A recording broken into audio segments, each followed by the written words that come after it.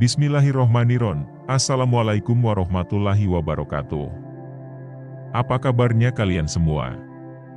Semoga kita diberikan kesehatan, dilancarkan rezeki yang berkah, dan tentunya semua keluarga sehat baik yang jauh maupun yang dekat. Amin ya robbal alamin. Kali ini kita akan membahas hal-hal yang mungkin tabu, tapi kamu harus tahu. Inilah wanita ini haram dinikahi gegara nasab ikatan perkawinan. Mahram adalah istilah yang mengacu pada wanita-wanita yang haram untuk dinikahi baik karena nasab maupun sepersusuan. Adapun yang orang-orang yang termasuk dalam kategori mahram adalah ibu, anak, saudara dari bapak, saudara dari ibu, dan sebagainya. Ada sejumlah wanita yang haram dinikahi dalam Islam. Keharaman ini disebabkan karena nasab hingga ikatan perkawinan. Wanita-wanita yang haram dinikahi secara garis besar disebutkan dalam Al-Quran Surah An-Nisa ayat 22-24. Menurut tafsir Al-Quran, pada ayat 22, Allah Subhanahu wa Ta'ala melarang laki-laki menikahi wanita karena ikatan perkawinan, musyaharah, yakni larangan menikahi istri ayah.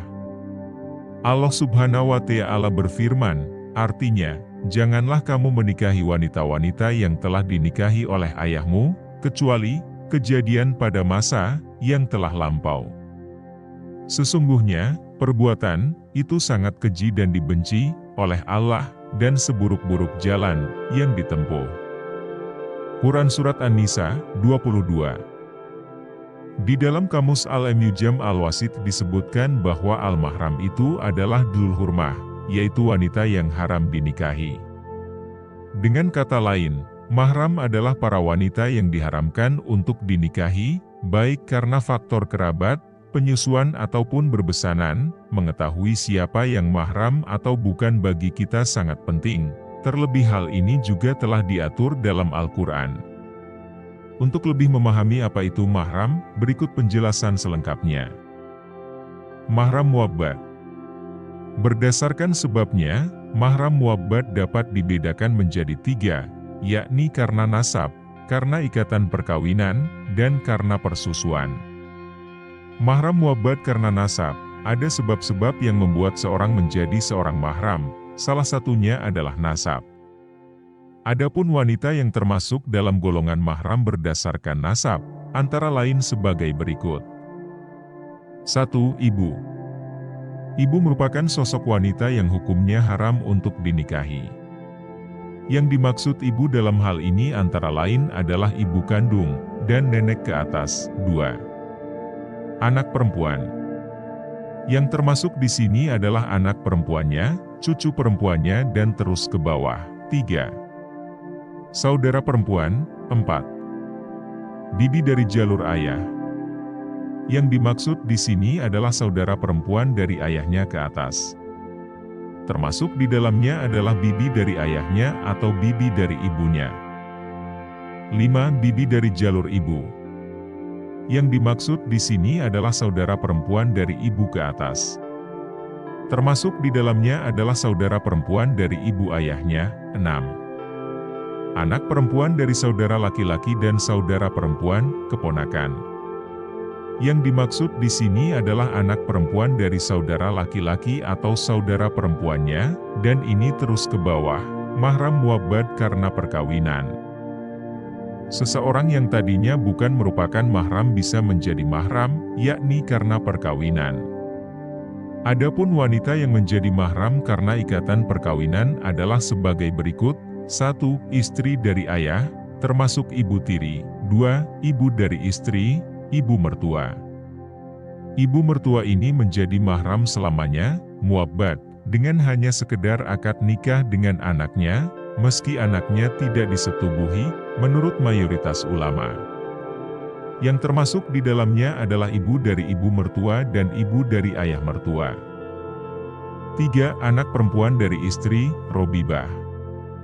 Ia bisa jadi mahram dengan syarat si laki-laki telah menyetubuhi ibunya. Jika hanya sekedar akad dengan ibunya namun belum sempat disetubuhi, maka boleh menikahi anak perempuannya tadi. Yang termasuk mahram juga adalah anak perempuan dari istri dan anak perempuan dari anak laki-laki dari istri. 4. Istri dari anak laki-laki, menantu. Yang termasuk mahram juga adalah istri dari anak persusuan. Tidak setiap persusuan bisa menyebabkan seseorang menjadi mahram. Para ulama sepakat bahwa bila seorang bayi menyusu pada wanita yang sama sebanyak 5 kali, meski tidak berturut-turut, maka penyusuan itu telah menimbulkan akibat kemahraman. Kalau baru sekali atau 2 kali penyusuan saja, tentu belum mengakibatkan kemahraman. Ketentuan ini didasari oleh hadits yang diriwayatkan Ibunda Mukminin Aisyah radhiyallahu anha. Dahulu ada ayat yang diturunkan dengan lafaz, 10 kali penyusuan telah mengharamkan. Kemudian ayat itu dihapus dan diganti dengan 5 kali penyusuan. Dan Rasulullah Shallallahu Alaihi Wasallam wafat dalam keadaan para wanita menyusui seperti itu. HR Muslim, berikut inilah rincian dari siapa saja yang menjadi mahram sepersusuan bila seorang bayi perempuan menyusu kepada ibu susunya, 1. Wanita yang menyusui dan ibunya. 2. Anak perempuan dari wanita yang menyusui, saudara persusuan. 3. Saudara perempuan dari wanita yang menyusui, bibi persusuan. 4. Anak perempuan dari wanita yang menyusui, anak dari saudara sepersusuan. 5. Ibu dari suami dari wanita yang menyusui. 6. Saudara perempuan dari suami dari wanita yang menyusui. 7. Anak perempuan dari anak laki-laki dari wanita yang menyusui, anak dari saudara sepersusuan. 8. Anak perempuan dari suami dari wanita yang menyusui. 9. Istri lain dari suami dari wanita yang menyusui. Selanjutnya, mahram muakkad. Mahram adalah wanita yang haram dinikahi. Sementara mahram muabbad adalah wanita yang haram dinikahi untuk selamanya. Ada pula mahram muakkad. Mahram muakkad adalah wanita yang tidak boleh dinikahi hanya pada kondisi tertentu saja, dan jika kondisi ini hilang maka menjadi halal. Adapun yang termasuk mahram muakkad antara lain adalah sebagai berikut. 1. Saudara perempuan dari istri, ipar. Berdasarkan kesepakatan para ulama, tidak boleh bagi seorang pria untuk menikahi saudara perempuan dari istrinya dalam satu waktu. Namun jika istrinya meninggal dunia atau ditalak oleh si suami, maka setelah itu ia boleh menikahi saudara perempuan dari istrinya tadi. 2. Bibi dari istri, dari jalur ayah atau ibu. Nabi Shallallahu Alaihi Wasallam bersabda, yang artinya, tidak boleh seorang wanita dimadu dengan bibi, dari ayah atau ibunya. HR Muslim No. 1408, akan tetapi, jika istri telah dicerai atau meninggal dunia, maka laki-laki tersebut boleh menikahi bibinya. 3. Istri yang telah bersuami dan istri orang kafir jika ia masuk Islam. 4. Wanita yang telah ditalak 3, maka ia tidak boleh dinikahi oleh suaminya yang dulu sampai ia menjadi istri dari laki-laki lain. 5. Wanita musyrik sampai ia masuk Islam. 6. Wanita pezina sampai ia bertaubat dan telah membuktikan tidak dalam keadaan hamil. 7. Wanita yang sedang ihram sampai ia tahallul. 8. Tidak boleh menikahi wanita kelima sedangkan masih memiliki istri yang keempat. Demikian penjelasan tentang haramnya menikahi wanita yang masih ada hubungan dengan keluarga terdekat. Terima kasih yang sudah nonton, jangan lupa like dan komen di kolom komentar jika ada pertanyaan.